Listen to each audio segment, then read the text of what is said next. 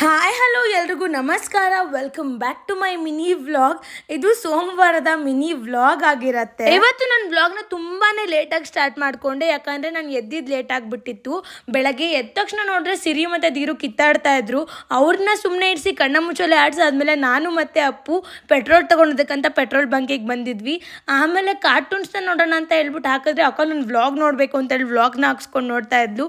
ಇವತ್ತು ಟಿಫನ್ಗೆ ಚಿತ್ರಾನ್ನ ಮಾಡಿದ್ರು, ಅದನ್ನೇ ನಾನು ಮಧ್ಯಾಹ್ನ ತಿನ್ಕೊಂಡೆ. ಆಮೇಲೆ 3-3:30 ಹಂಗೆ ಸಿರಿಯವರು ಊರಿಗೆ ಹೋಗ್ಬೇಕು ಅಂತ ಹೊರಟ್ರು, ಯಾಕಂದರೆ ಸೋಮವಾರ ರಜಾ ಹಾಕಿದ್ರು. ಟ್ಯೂಷನ್ ಸ್ಕೂಲ್ಗೆ ಹೋಗಿಲ್ಲ ಅಂದರೆ ಅವ್ರಿಗೆ ಪೋರ್ಷನ್ಸ್ನ ಕವರ್ ಮಾಡ್ಕೊಳ್ಳೋದು ಸ್ವಲ್ಪ ಕಷ್ಟ ಆಗುತ್ತೆ. ಇವಾಗಂತೂ ಹಾಗೇ ಇರುತ್ತೆ ಸಿಲೆಬಸ್ ಸ್ಕೂಲವ್ರಿಗೂ. ಅಪ್ಪನ ಗಾಡಿಗೆ ಸೀಟ್ ಕವರ್ನ ಹಾಕಿಸ್ಕೋಬೇಕಾಗಿತ್ತು, ಹಾಗೆ ಹಾಕಿಸ್ಕೊಂಡು ಬಂದೆ.